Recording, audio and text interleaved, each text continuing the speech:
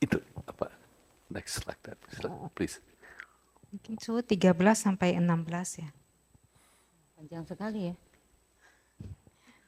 8 kebebasan asta vimukti. 10 anugerah atau disebut dasa sampati. Lahir di 3 alam rendah sebagai dewa yang panjang umur. Di alam bukan persepsi maupun non-persepsi. Di tanah suku terpencil dengan kemampuan yang terganggu dan memiliki pandangan keliru. Kondisi ini yang muncul karena kurangnya keberuntungan dan tidak membuat aspirasi untuk lahir di zaman seorang Buddha. Dijelaskan oleh sang pemenang sebagai tempat kelahiran atau alam yang buruk, aksana. Ketika seseorang meninggalkan ke-8 kondisi ini, itu disebut keberuntungan tertinggi. Mungkin saya tanya dulu Iya, ini nah, ya, silakan. Om. Apakah ini sama dengan yang kita sebut 8 kesulitan? Jadi kalau di sini terhindar dari itu disebut 8 keberuntungan. Exactly the same. Hah? Exactly the same. Thank you. Ada 8 dalam 10, Yeah. exactly the same. Cuman saya cari kata yang mungkin yang satu saya sebutkan kebebasan karena biasanya itu freedom ya bahasa Inggrisnya. Yang 10 itu biasanya disebut endowment. Endowments itu lahir dengan itu gitu. Misalnya kita orang tinggi atau orang rendah gini. Nah ini sama, ini persis seperti itu. Jadi sebetulnya Lama Adisa ini sangat kain untuk kita. Dari sutra-sutra diterjemahkan satu paket. Makanya padat sekali buku ini. Hampir semuanya. Sama, exactly the same. Ya. Yang berikutnya, kehadiran Buddha adalah pengajaran dharmanya. Keberlanjutan ajaran tersebut, penerapan setelahnya, dan menerima kebaikan dari guru untuk dapat menjalani pelatihan adalah 5 anugerah dari lingkungan luar. Pariskara Sampati, tubuh manusia dengan indera yang mendukung, keyakinan yang selaras, gaya hidup yang sesuai, dan kelahiran di tanah tengah adalah 5 anugerah pribadi. Di antara makhluk yang tak terhingga jumlahnya di 3 alam, sangat sedikit yang mendapatkan kesempatan untuk dilahirkan di alam manusia yang langka dan berharga. Di antara makhluk di 6 alam sengsara, adanya benih tindakan bajik sebagai sebab kebebasan dan anugerah sangat jarang. Penangkapan saya di sini adalah bahwa lahir sebagai manusia itu tidaklah mudah. Betul. Jadi kalau kesempatan artinya kalau kita sudah terlahir sebagai manusia itu merupakan satu keberuntungan, apalagi kita bisa belajar Buddha Dharma. Betul, Gitu. exactly. Makanya kita kalau disimpulkan ya ini intinya menghargai kelahiran sebagai manusia. Ya, so that's good. Ini cuman yang menarik ini yang beliau kita tahu. Ternyata kalau dilahirkan di alam rendah kita tahu rendah tinggi ini hanya ukuran sebanyak mana bahagianya. Alam rendah itu dianggap kurang bahagia. Makanya namanya durgati. Right? Alam tinggi namanya sugati. Yang lebih tinggi lagi suwerni.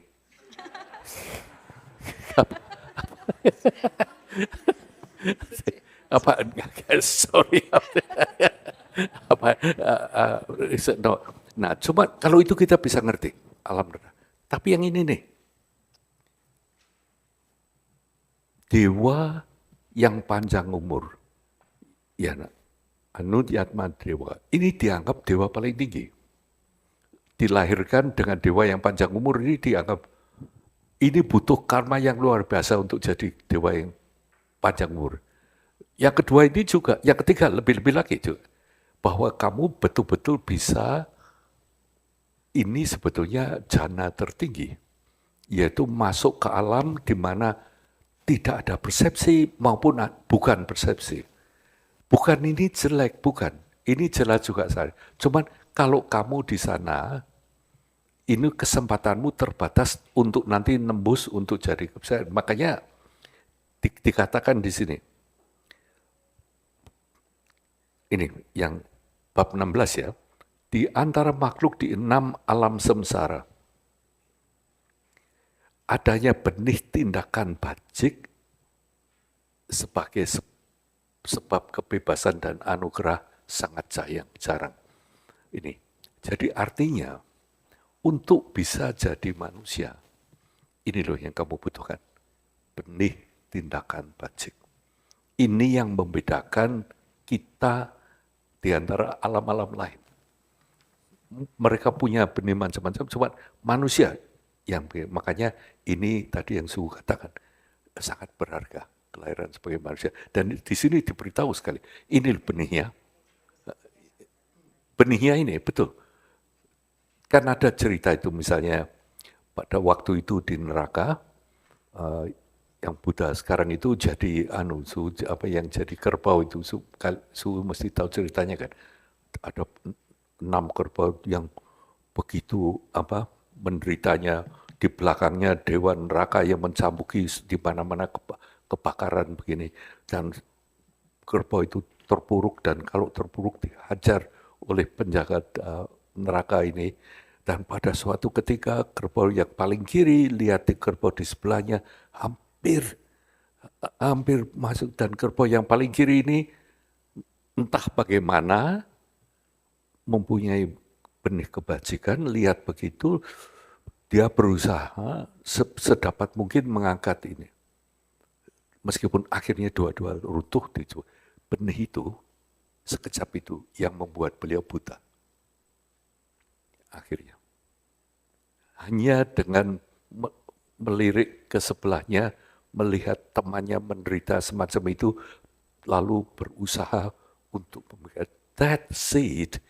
Ini beliau katakan, hanya begitu saja kebajikan ini urut, akhirnya beliau menjadi buta. Keluar dari neraka, tentunya naik pangkat terus, akhirnya menjadi all this thing. So it's nice. Okay. Tapi Om boleh tanya enggak? Ya. Di sini yang bab ke-16, di antara makhluk di 6 alam samsara, adanya benih ketindakan bajik sebagai sebab kebebasan dan anugerah sangat jarang. Tadi Om katakan di sini adalah alam manusia. Lalu apakah di alam dewa itu enggak ada benih tindakan bajik? Oh, ada. Ada, ada, tapi sangat jarang. Bukan gini, kapasitas kebajikan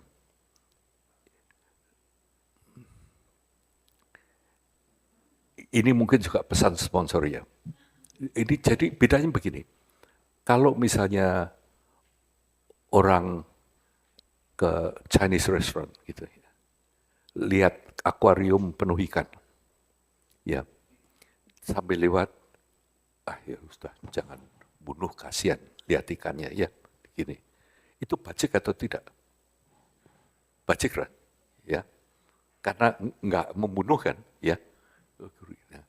Tapi seandainya kita bersama-sama ini, hari ini atau besok kita lalu dalam hati katakan, oh sekarang saya tahu, saya akan membuat ikrar, karena ini dalam dasarana, bahwa saya tidak akan memutus hidup, saya tidak akan ini janji kan ya. Beda atau sama dengan pada waktu lihat ikan? Beda. Beda sekali, Su. Ini yang dikatakan dengan kita membuat ikrar tidak akan mengambil kehidupan makhluk lain, itu sambil tidur pun kita mengumpulkan benih kebajikan. Karena kita udah berikrar. Ini loh bedanya. Apalagi nanti kalau kita tahu sifatnya itu sebetulnya sunya, tapi ini untuk nanti aja. Tapi ini bedanya, Su. Itu pertanyaan luar biasa, bagus sekali itu. Ya. Lalu ini yang tadi terlahir di alam Brahma yang persepsi dan non persepsi ini. Itu kan kemarin mengatakan bahwa ini adalah orang yang telah mencapai jana, kan terlahir di alam ini. Nah, apakah dengan pencapaian jana ini makhluk-makhluk itu tidak bisa, apakah tidak bisa menimbulkan pengetahuan atau nyana? Betul, nggak bisa. Karena nggak ada persepsi dan non persepsi. Yang ada absolutely happy, karena itu kalau kita dengarkan deskripsinya, jana yang paling tinggi itu betul-betul melebihi brite, melebihi kebahagiaan, melebihi penanggulangan hal-hal yang mengganggu, itu semua teratasi satu persatu. Jana tertinggi ini sukar sampai ke sana. Tapi bisa. Nah, cuman Buddha ini mengatakan, bukan itu. Karena kalau kalian pada saat itu, betul-betul kalian bukan hanya ya, dengan adanya kalian di alam itu, di alam jana tertinggi ini, kalian tidak akan bisa melihat penderitaan yang lain. All that. Padahal kebajikan itu munculnya biasanya adanya penderitaan yang lain. Nah, karena kalian enaknya luar biasa di sana, makanya Buddha setelah mencapai jana ini, beliau ngomong ke Ramabuddha, kan, udah ke Ramabuddha, yes, saya nyampe sini. Tapi sesudah itu kalau karmamu selesai, kamu kembali ke sini nih, ke samsara lagi. Jadi agak beda arahnya, Sebab kelahiran di jana atau di alam-alam ini hanya bisa dengan samadhi, loh. Hanya bisa dengan meditasi, hanya bisa untuk jana sisi. Lalu, boleh ya bertanya ya? Silakan, ini malah seru. Jadi ambil waktu, Om. Ini kalau dulu kita di Mahayana, Om, ada ditekankan untuk menjadi bodhisattva. Bahkan untuk menjadi arahat pun tidak begitu ditekankan. Karena katanya kalau jadi arahat itu kan kayak pencapaian di Mada itu jadinya diam di Nibbana itu dan tidak tadi seperti pencapaian jana tidak melihat lagi penderitaan makhluk-makhluk yang lain. Makanya tidak dianjurkan untuk menjadi arahat. Jadi mungkin lebih ke bodhisattva sendiri melatih dan masih juga melihat makhluk-makhluk yang lain. Nah, apakah pencapaian di arahat itu hampir sama juga nanti seperti di jana itu? Beda sekali. Yang disebut arahat itu berarti mencapai nirwana, right? Begitu mencapai nirwana itu menjadi arahat. Mencapai nirwana itu artinya kita sudah bisa menanggulangi semua klesha. Ya, ini definisinya. Nirwana itu adalah dihilangkannya atau ditanggulanginya semua klesha beserta tilasan-tilasan, kecenderungan-kecenderungan. Makanya arahat ini didapatkannya dengan menanggulangi klesha. Nah, yang tadi, yang alam jana itu hanya dengan samadhi. Ini klesanya juga masih banyak, tapi mungkin sekali dapat ini. Karena hanya dengan samadhi. Bedakan, Lalu arahat itu apakah akan timbul weras asing nggak? Nah, ini argumentasinya di sini. Makanya diterangkan di dalam ini, nanti tahap menunggu penggugaan ini lewat arahat. Lewat jalan arahat nih. Cuma hanya sebagai salah satu stage. Sesudah kamu betul-betul melihat begitu, terus kamu bisa melihat, sebetulnya sebelum mencapai arahat malah. Setelah nanti kita merasa bahwa ngerti bahwa samsara, kehidupan semacam ini, itu mau pilih apapun. Dewa paling umur panjang, kamu di sana, selama kamu masih di alam samsara, nanti hanya putar-putar terus sama di sini. Maka dengan itu kita terus memutuskan, ini namanya nisarana. Oke, saya akan mengentaskan diri, istilahnya. Ini yang disebut renunciation atau yang saya kemarin bilang, sayangnya dalam bahasa Indonesia sering diterjemahkan meninggalkan kehidupan duniawi. Nah, bukan itu kan, bukan meninggalkan kehidupan, tapi memutuskan alam samsara ini ternyata tidak akan membawa kita kemana-mana. Meskipun jadi tahap kecil yang tadi dibacakan, hanya ingin supaya masa depannya menjadi lebih enak, mungkin kita berdana, kita bangun wihara, kamu nanti bisa lahir sebagai manusia lagi, dan manusia yang kang taunya banyak, tuh, sukses. Tapi juga cuma muter juga lagi nanti. Nah, tapi dengan munculnya pengetahuan bahwa ternyata samsara ini tidak akan begitu, dan pada waktu itu kita tahu bahwa ternyata ada alternatifnya nih. Ada alternatifnya.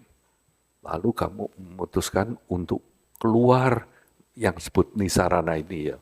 Keluar dari lumpur. Nah, pada waktu kita memutuskan untuk keluar begitu, itu karena kita bisa lihat bahwa sebetulnya semua makhluk ini sama. Dalam arti mereka kepingin bahagia, tidak ada yang kepingin menderita. Lalu muncul ini yang sudah di dalam ada benih kebajikan ini, ulasase, ini akan muncul. Makanya tergantung dari kumpulan ini.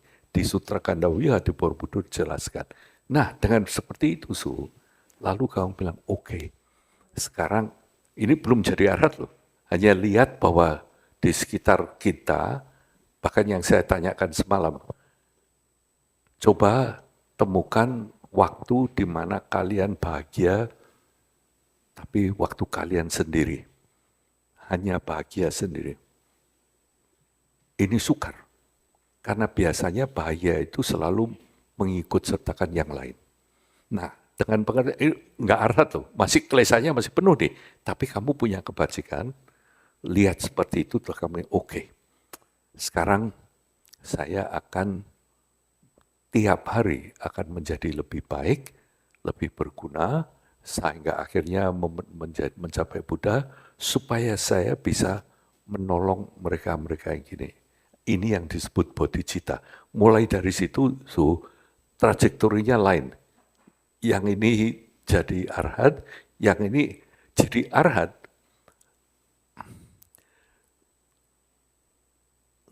Wah, oke ya, misalnya waktunya mundur pun juga nggak apa-apa ya, sedikit. Di Buddha Dhamma ini, dari Mahayana terutama, diterangkan ada 5 tahap jalan. Ya, jadi jalan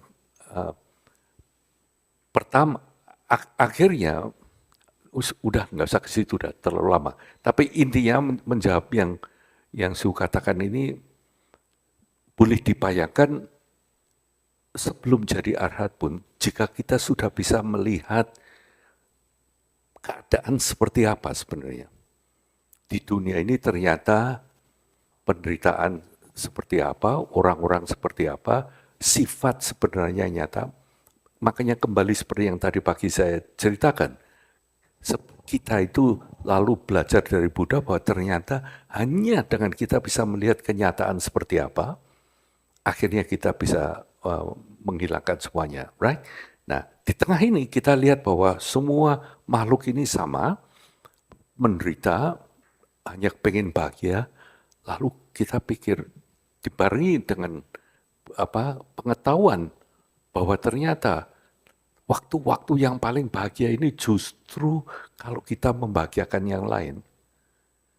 Ya, terus kita belajar bahwa ternyata pengen bahagia betul, cuma caranya ini luar biasa berbedanya. Yang logika, kalau kamu memikirkan bahagia, ya yang pikirkan kamu, logikanya. Tapi ternyata itu terbalik. Jika kita hanya memikirkan kita sendiri, ternyata Ini bukan jalannya. Ini malah penyebabkan kekecewaan, penggunaan segala. Justru at that point, so ini mulai bedanya. Kita mulai mengatakan untuk itu kita harus membahagiakan yang lain. Tuhan berarti kita tahu dalam sehari-hari bahwa ternyata kita hanya bisa bahagia kalau kita membahagiakan orang lain, bukan kalau kita sukses. Apakah berarti tidak harus sukses? Malah harus sukses. Semakin kamu sukses, kamu bisa membahagiakan banyak orang. Bukan lagi semakin kamu sukses, kamu bisa membanggakan dirimu sendiri. Karena itu ya ada rasa senang, tapi itu mesti mengecewakan dah. Seperti apapun. Nah dari sini kebajikannya, lalu itu namanya bodhicitta, makanya ini disebut ingin mencapai penggugaan, right? Demi semua makhluk. Penggugaan bodhi. Ini orang-orang yang memikirkan mencapai bodhi untuk kebaikan yang lain. Orang-orang ini disebut satwa. Bodhi satwa adalah orang yang ingin mencapai bodhi untuk kebajikan yang lain. Bodhi satwa. Makasih Om. Ya. Jadi Pak Hani Oh, Diarto. 17 sampai 20 ya Om. Go. Hokiannya boleh loh. Seperti leher kura-kura yang masuk ke lubang gelang kayu yang terapung di samudra luas. Adalah perumpamaan betapa sulitnya mendapatkan kebebasan dan anugerah ini. Beginilah para makhluk yang bingung dan tidak tahu, yang telah mendapatkan tubuh manusia bagaikan permata ini, yang bebas dan penuh keberuntungan ini, memiliki kegelisahan dengan banyak kelesah, seperti keterikatan dan penolakan, yang terpaku pada gangguan-gangguan tak berarti dari kehidupan ini. Mereka melakukan banyak tindakan yang tidak terampil, tidak berbudi luhur dan tidak bajik, tanpa pemikiran sehat dan penuh kekeliruan, dengan bodohnya jatuh ke alam rendah. Mereka menipu diri sendiri dan menyebabkan penderitaan besar pada diri sendiri. Ketika penderitaan datang, kalian harus memiliki welas asih juga pada diri kalian sendiri. Meskipun kalian lihat, mendengar, dan tahu tentang alam rendah, kalian tetap saja melakukan ketidakterampilan, seperti orang yang kehilangan ingatan dan terpuruk ke dalam kondisi buruk. Kalian menderita, tapi malah berbuat yang semakin menambah penderitaan. Karena itu, jika kalian menginginkan kebahagiaan dan ingin terhindar dari penderitaan, janganlah kembali dari pulau permata dengan tangan hampa. Ambil dharma suci yang seperti permata, karena itulah yang memenuhi semua kebutuhan dan keinginan. Berusahalah untuk menanggulangi gangguan dan kelesah, seperti tukang perahu ahli menyeberangi sungai, seberangi sungai penderitaan dengan perahu manusia. Hidup sederhana dengan makanan dan pakaian secukupnya, dan andalkan kebajikan. Tinggalkan kemalasan dan jalanilah pelatihan dengan sungguh-sungguh. Kalian mungkin sehat, memiliki harta dan merasa hidup seimbang, tetapi penuaan, kemunduran, dan dewa kematian akan mengambil hidup kalian. Karena ketidakkekalan, kalian tidak boleh berpuas diri dan lengah. Jangan mencari pencapaian hanya untuk kehidupan ini. Pikirkan kesinambungan kehidupan setelahnya. Walaupun kalian mungkin telah memiliki penguasaan atas kekayaan, tapi jika kalian tidak mencapai tujuan kalian dan malah jatuh ke alam rendah, apa gunanya harta itu?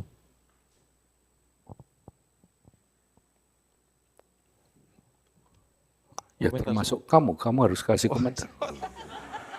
Mentang-mentang kamu kenal Fani baik gitu kan. Bait-bait ini menceritakan kita ini betapa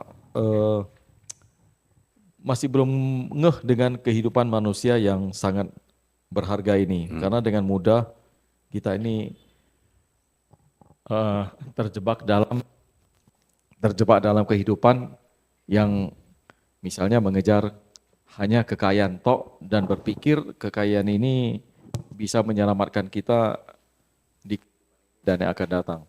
Itu yang saya juga masih begitu, Om. Mikir cari duit tuh, tapi lupa untuk kadang-kala terpleset juga, Om. Nggak mikir yang akan datang. Jadi Kalau kepleset enggak lah. Cuman kamu enggak kepikir, kamu pinter, tapi tidak terlalu pinter. Kalau kamu betul-betul pinter, setelah dapat uang, pinternya itu harus cari uang, right? Harus pinter. Tapi setelah pinter harus lebih pinter lagi. Gunanya apa uang ini? Kalau uang ini hanya nambahin 0 di bank accountmu, artinya enggak banyak. Apalagi dalam untuk menambah 0 ini, kamu berantem dengan kompetitor, kamu dengan berapa? Enggak korup gitu. Inilah artinya. Enggak, jangan merasa kepleset. Jangan menghakimi kalian bilang, oh saya harusnya seperti ini dan seperti Darto ngomong kan. Kita semua seperti itu. Jadi yang namanya kapasitas kecil sebetulnya belum tentu kita di kapasitas kecil.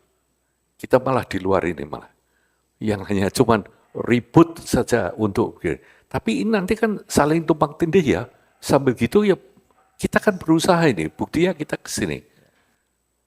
Tapi sebetulnya kalau kalian sudah ke sini mungkin kalian nggak mau pulang loh. Makanannya gitu luar biasa kan.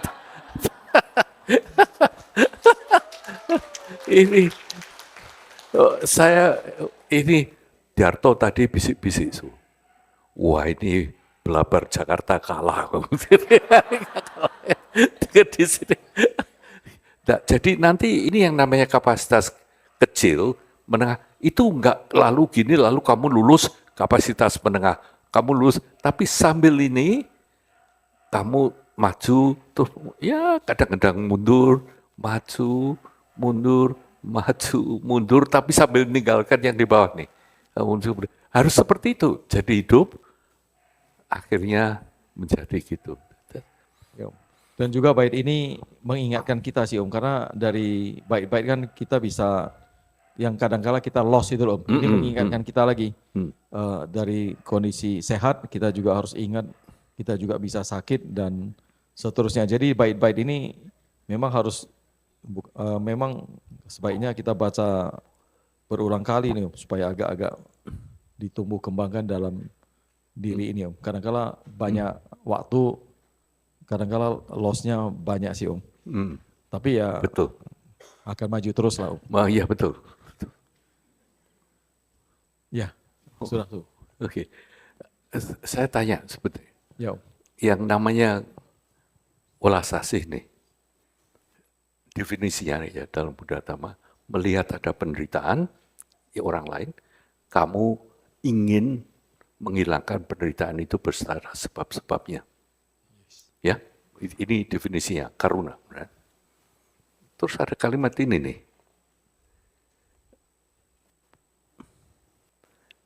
Jika mana tadi ya? Ketika penderitaan datang, kalian harus memiliki welas asih juga pada diri kalian sendiri. Nah, ini kan kalau welas asih itu untuk orang lain, mengapa kok ditulis untuk kalian sendiri? Kira-kira kenapa ya?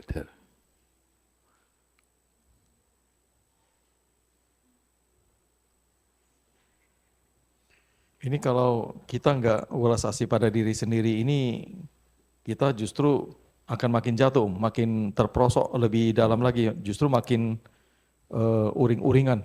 Jadi kalau sudah jatuh bisa ketimpa tangga nih, Om. Yes, that's true. Nah, ini sangat menarik karena sebetulnya welas asih itu sebetulnya melihat penderitaan yang lain, kamu merasa kamu ingin bantu gini. Mengapa ini ditulis? Di dalam beberapa ajaran juga diterangkan ternyata welas asih untuk dirimu sendiri itu bentuk yang jelas itu adalah nisarana. Pengentasan diri. Memutuskan bahwa kamu keluar dari keadaan sini. Ya, yang disebut meninggalkan keduniawian ini. Itu satu, ya. Tapi sebetulnya yang lebih praktis, karena untuk dirimu sendiri kan, itu yang bisa kamu lakukan untuk dirimu sendiri. Kamu memutuskan untuk keluar dari situasi semacam ini. Tapi sebetulnya yang secara praktis, ini artinya begini. Kalau kamu tidak pernah lihat welas asih, atau tidak pernah merasakan welas asih, punya welas asih ini susah. Pertama. Kedua, kita ini kadang-kadang sangat tidak fair. Penderitaan yang lain kamu pikir kelihatan, tapi coba lihat. Kalian semua berusaha mati-matian sebisa mungkin, right? Jarang sekali dalam hidup kamu tidak mengusahakan yang sebaik. You do all your best. Tapi meskipun you do all your best, kadang-kadang kamu mesti menyalahkan dirimu sendiri. Right? Oh, seandainya saya begini.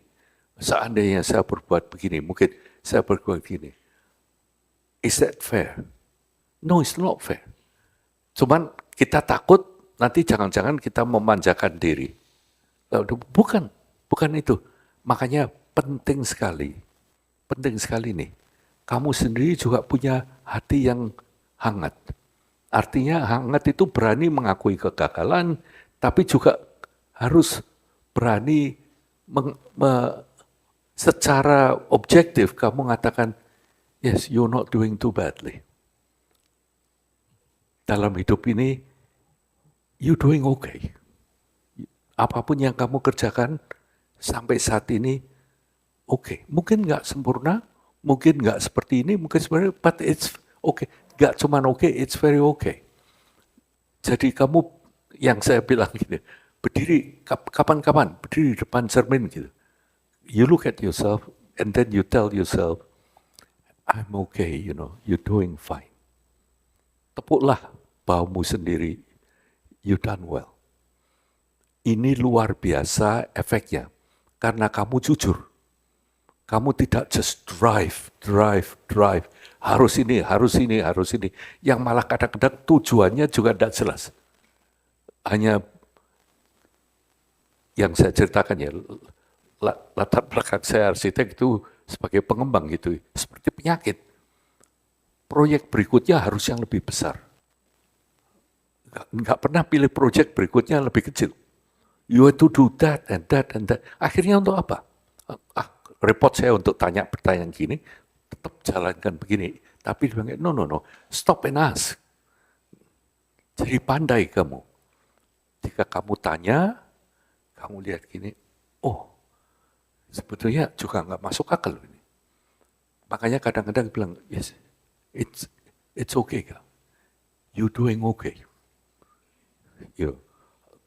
Terutama yang merasa tidak puas dengan penampilan sendiri itu repot kan. Iya kan. Padahal kan hanya satu model. Tidak ada model lain. Cetakannya dibuang kalau kita udah keluar. Jadi jangan dibandingkan dengan yang lain. Beda kan. Nggak bisa bilang ini lebih bagus, ini lebih jelek. No, just asalnya ini satu. Mungkin modelnya model kuno, model sudah karatan, jalannya, tapi satu modelnya. Kamu nggak bisa bilang kamu kepingin jadi ini. Ini loh yang namanya kepada dirimu sendiri. Please be gentle to yourself. Always. You drive yourself, yes, tapi be gentle. Jadi di dunia yang penuh kekerasan, penuh kan, temukanlah kelembutan dan kehangatan dalam dirimu sendiri. And you have to do that. Dan ini yang kamu cari perlindungan. Ini arti dari kata-kata itu. Ya, jangan terlalu keras ke diri kita sendiri. It's not fair. dan not effective. Oke, alright. Ini yang Kita akan sambung ya, ketidakkekaran. keren. Ko, Yes. Kayaknya kalau saya lihat ini yang ke-18 ya. Hmm. Nggak tahu nih menurut Om gimana. Saya melihat setelah baca ini dan kayak di-compare dengan Ticang Cin ya. Siti Garba Bodhisattva Sutra. Ini kayaknya ada hubungannya. Selalu. Ya ini. Saya Betul. lihat Betul, Su. ada Persis, Su. Bagus sekali. Betul. ya nggak tahu bab keberapa ya saya lupa, tapi pasti ini ada mengenai di mana dalam kehidupan kita kenapa Ticang Wampusa itu begitu ya sangat welas asih, terus menyarankan kita untuk berbuat baik terus karena kita seperti ikan yang dijaring sudah dilepas terjaring lagi. Artinya kita diingatkan berbuat baik ya kita kadang-kadang lengah jatuh lagi. Betul. Balik lagi begitu mungkin ya. Benar nggak ya? Ya. Betul. Oke, terima Nah, kasih. Su, ini hati saya ini seperti para pandita, ini pasti belajarnya dari sutra. Bukan, hanya atas kebaikan beliau sendiri, beliau mengutip dari sutra-sutra ini memberikannya kepada kita, sudah tinggal dikunyah, tinggal ditelan ini. Kita nggak usah potong-potong, nggak usah masak gitu. Ini semua dari sutra, Su. Misalnya tadi yang saya ceritakan, misalnya dari Dhamma Cakrapawadana Sutra, panjang sutranya. Beliau ambil saringnya, beliau mengatakan. Makanya kita sangat beruntung ada di sini. Apalagi kalau ini nanti bisa jadi kurikulum, ini menyangkut sutra-sutra loh semuanya. Betul, Su. Betul. It's true. Oh, selamat jalan Nandi dan Liliana. Terima kasih. Ya, have safe trip. Ya, yuk. Ya. Hah? Kenapa? Lulusan pertama? Oh, lulus duluan. Mungkin hanya untuk keterangan untuk kalian. Andi ini Ustadz. Betul lulusan. Dari pesantren yang ada di Jakarta. Teman kita ini. Betul, udah lulus duluan. Kalau Liliana ini sudah lebih dari Ustadz. Dia diam tapi semua kerjaan tata sih. Dia datang hanya karena bisa sehari gini, makanya pulang. Ini loh, susahnya menemukan dharma. Not easy. Not easy.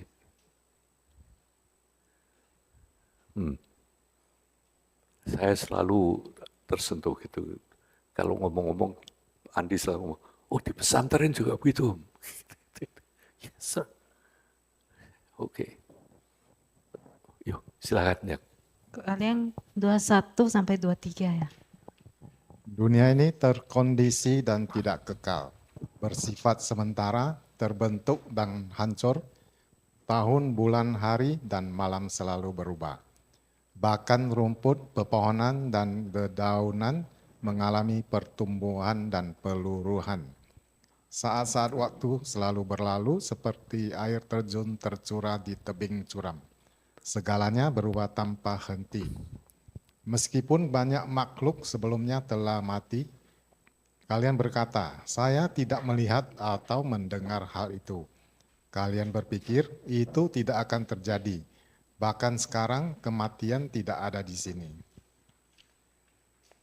Tapi kematian itu pasti. Setelah melihat, mendengar, dan mengetahui kematian di masa lalu, pikirkan semua tempat pemakaman dan jangan gampangkan keterikatan pada keabadian.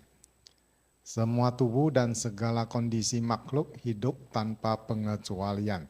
Cepat atau lambat pasti akan hancur karena mereka berkondisi.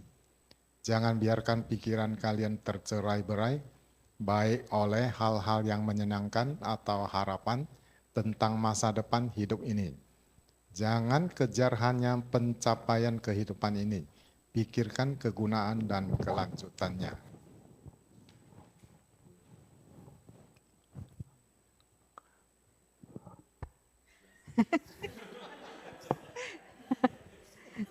Kamu nggak dapat dispensasi lihat. Ayo lihat.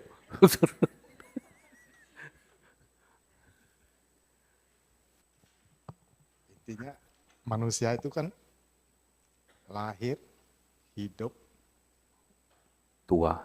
tua, mati.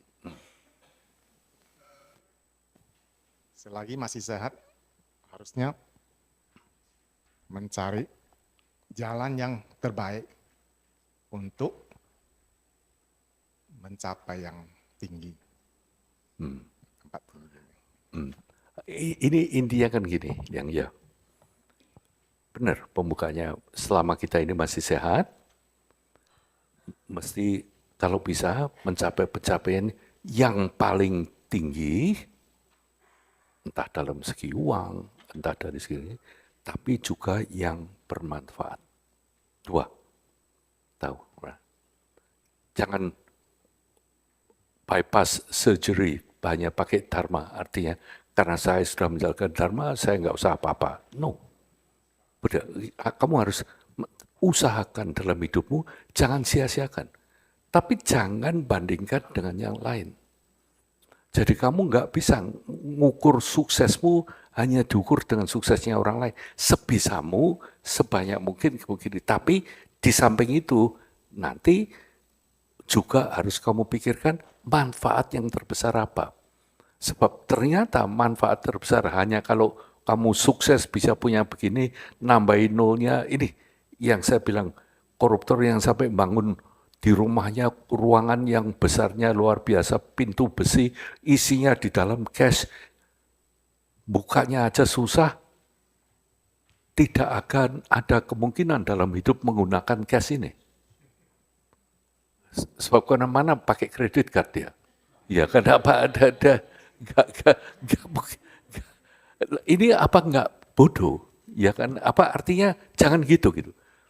Jadi jadilah orang yang sukses dalam bidangmu sendiri-sendiri menurut ukuranmu. Sebisanya. Jangan ngukur dengan yang lain. Nah, setelah kamu dapat ini, juga carilah manfaat yang sebanyak mungkin untuk kesuksesanmu. Juga misalnya untuk baik yang para saga pun prinsipnya tetap sama. Kamu menjadi orang, mencapai belajar, apapun, semoga nanti bisa bermanfaat buat yang lain. Itu sih, the key. Right?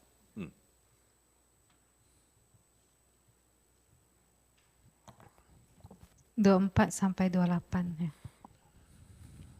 Alur waktu tidak akan berhenti menunggu meskipun hanya untuk 1-2 saat. Dengan berjalannya hari, bulan, dan tahun, tenggang hidup kalian makin berkurang. Karena tidak akan ada penambahan dari manapun dan kematian itu pasti. Hilangkan pandangan yang terpaku pada keabadian. Beberapa orang yang kerasukan makhluk halus mengalami kekacauan.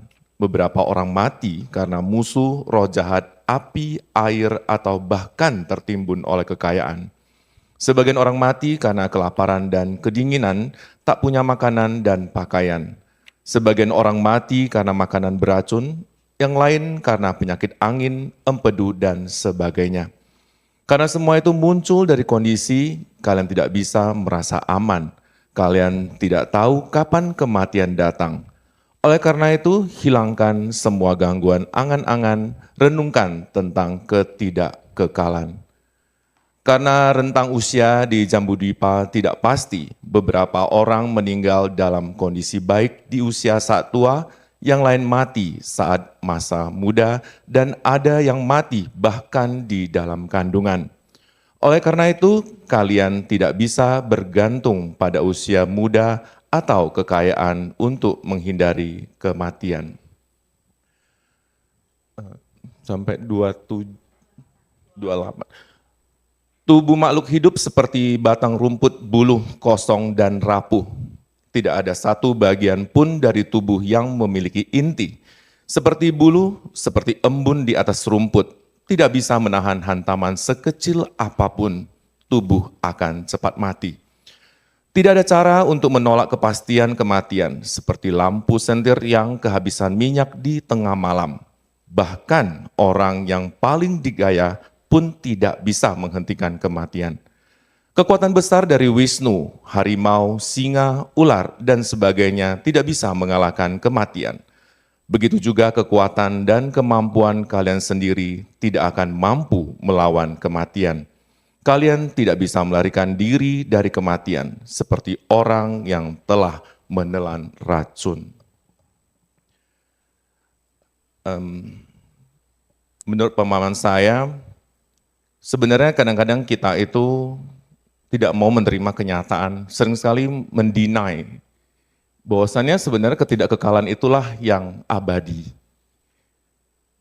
Kemudian yang ke-25 ini saya mengira ini kayaknya sepertinya diambil dari Sutra Baksaya Guru Buddha, ya di mana ada 9 kematian yang dijabarkan di sana, di mana kadang-kadang orang itu mati bukan karena memang usianya mencapai, tapi kadang-kadang tidak menemukan obat yang tepat, kadang-kadang dia meninggal juga belum waktunya.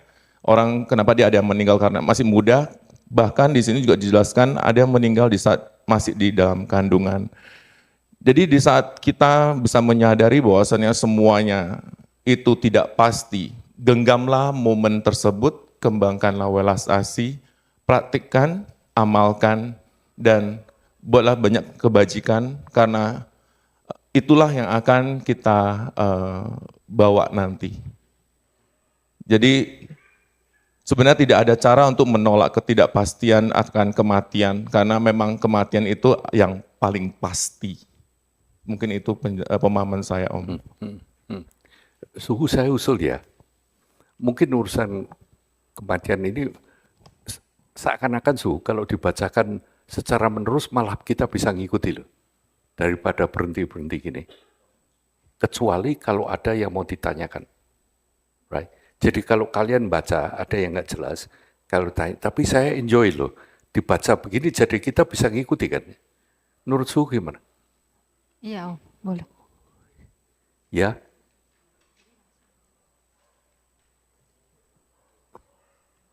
Maksudnya dibacain semua yang enggak, ini gini, giliran aja. Suhu bilang ini bab ini bagi, tapi sambil baca, mereka sambil, kalau kecuali ada yang kamu tanyakan atau komentari, cuman kalau nggak ada, next.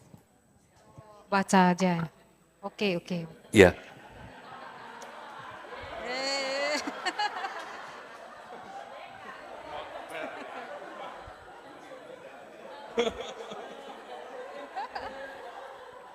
Oh, ini yang ditunggu-tunggu, Om.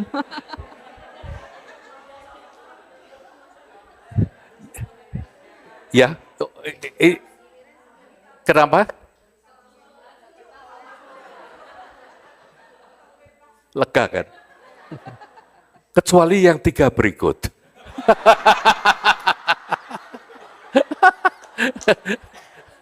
No, maksudnya, tapi perkenankanlah saya minta izin. Ini membicarakan mengenai ketidakkekalan. Saya ulangi dulu jadi kita bisa memikirkan, ini membicarakan mengenai kematian. Dalam hal ini akan ada 4 hal yang akan ditekankan dari berbagai syair ini. Jadi kalau kalian baca akan ada. Yang satu jelas bahwa kematian itu pasti. Ya, kamu mau apapun nggak bisa pasti. Kedua, waktunya kita tidak ada yang tahu.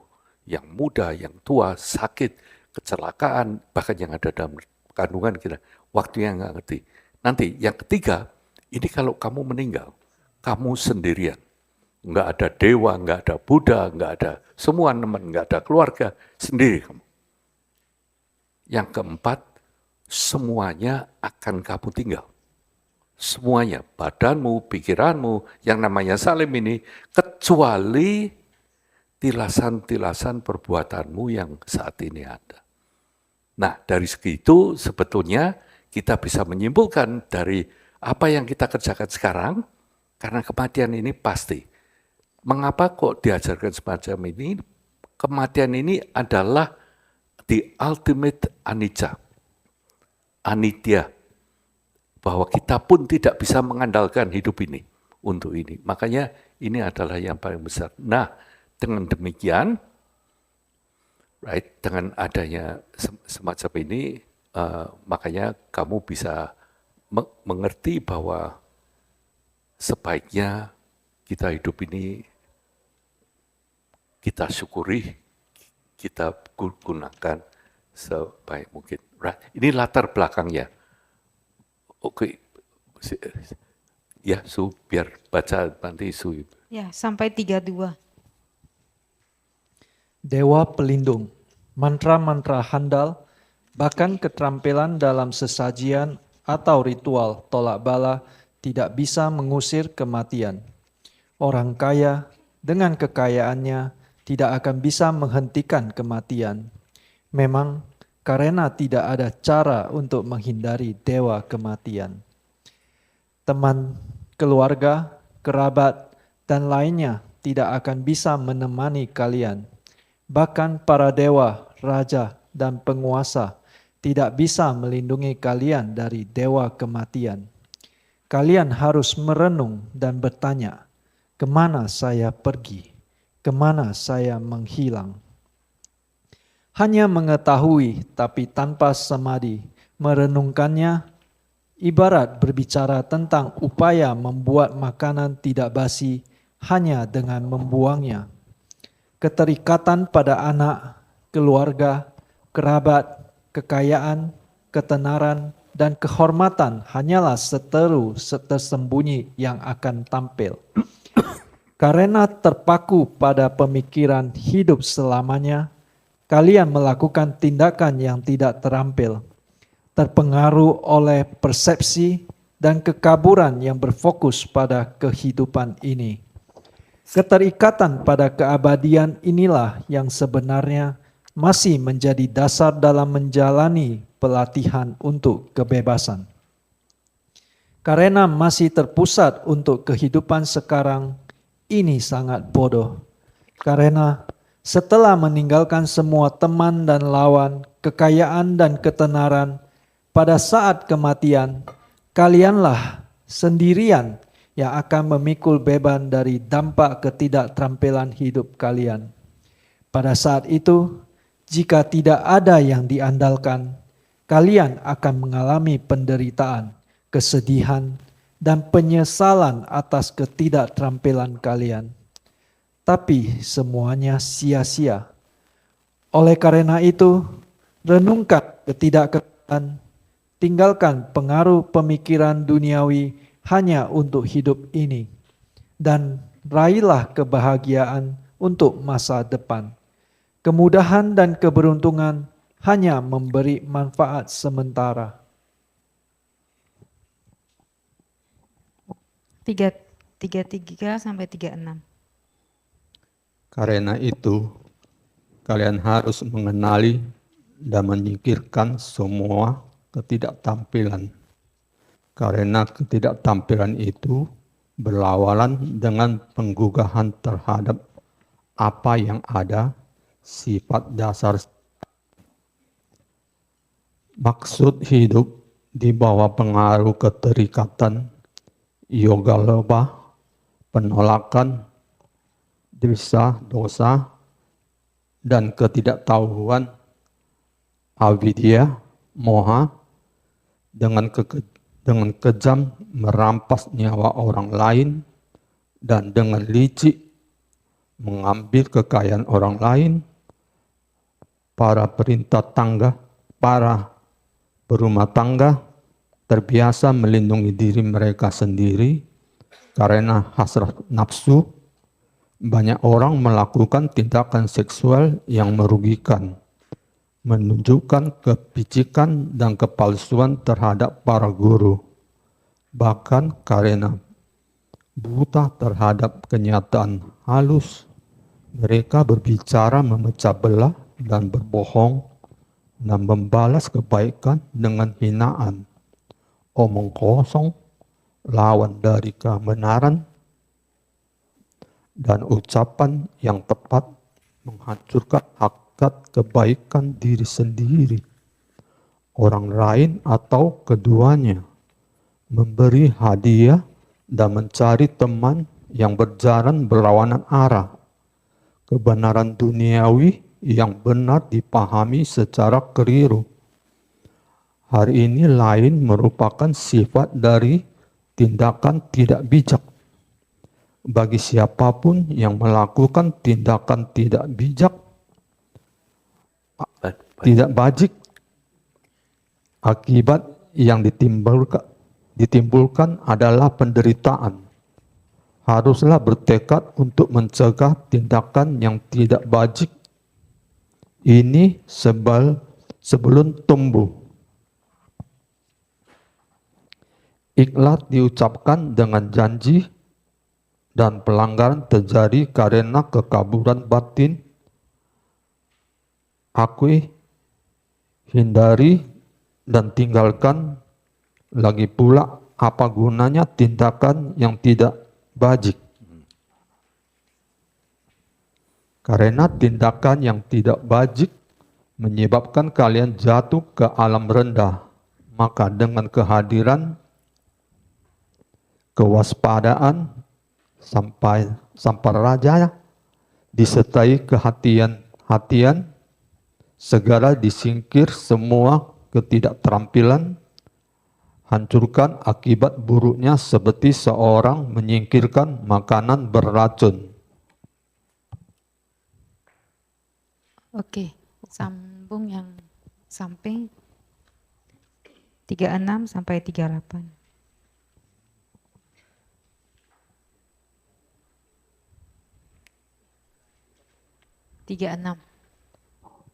Perbuatan-perbuatan yang tidak bajik akan membuahkan hasil dengan sendirinya, bagaikan bayangan yang mengikuti tubuh seseorang. Neraka samjiwa, hidup kembali, dan neraka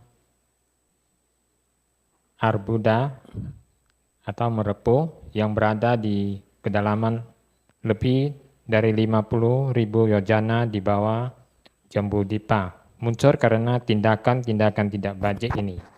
Begitu juga neraka-neraka panas lainnya yang berada di bawah 40.000 yojana, dan neraka-neraka dingin di 10.000 yojana terakhir. Setiap neraka memiliki lebar 200.000 yojana. 37. Secara umum, penderitaan di alam 8 neraka panas, Asta Usna neraka ini dikarenakan setiap neraka panas memiliki lantai dasar dari besi yang membara, ditutupi dengan jaring besi yang menyala-nyala dan dikelilingi oleh pagar besi. Setiap dari ke-16 neraka, 8 panas dan 8 dingin memiliki 4 gerbang khusus. Di neraka samjiwa, hidup kembali, api membakar makhluk hidup dengan besi untuk mengguncang pikiran, dengan berbagai senjata seperti pedang. Makhluk-makhluk di sana saling membunuh. Setelah dihidupkan kembali oleh suara guntur, mereka membunuh dan dibunuh lagi. Di neraka Kala Sutra, garis hitam, setiap makhluk ditandai dengan garis, lalu tubuhnya dikoyak dengan gergaji dan dihanguskan dengan besi panas. Di neraka Samgata, sisaan penghancuran, mereka dihancurkan oleh gunung-gunung, lalu dihidupkan kembali oleh tiupan angin. Mesin-mesin yantra mencoba mendorong mereka ke dalam kotak-kotak, lalu dihancurkan karena ditekan lagi oleh gunung-gunung dengan api yang membakar dari segala arah. Di neraka rawa, dalam kurung ratapan, mereka lari sambil berteriak, hangus oleh hutan yang terbakar. Mereka mencoba melarikan diri dari rumah besi tanpa pintu, hangus dan dilalap kobaran api. Di rumah penimbunan kotoran yang terbakar dalam hutan, mereka berteriak dengan susah payah. Di neraka tapana panas, setelah bangkit dari lubang api yang berkobar-kobar, mereka dipukul, ditusuk dengan trisula dan sejenisnya, lalu dimasak. Di neraka pratapana sangat panas, mereka dilempar keluar dari lubang api yang hangus setelah dipukuli, dipotong-potong, dan ditusukkan pada tiang pancang. Di neraka awici, penderitaan tanpa henti, mereka dimasak dalam kuali besi selebar 500 yojana dan ditusukkan di atas 5 tusuk besi membara. Lidah mereka dipajangkan dan ditusuk, kulit mereka dikupas dan mereka diangkat dengan jaring. Mereka diayak dengan dimasukkan ke dalam keranjang penampi, dimasak lalu dilempar ke puncak gunung, dan mereka yang sudah ketakutan ini dimakan oleh burung-burung. Neraka-neraka dingin, sita neraka, adalah neraka dingin meradang, arbuda. Neraka dingin mereka lah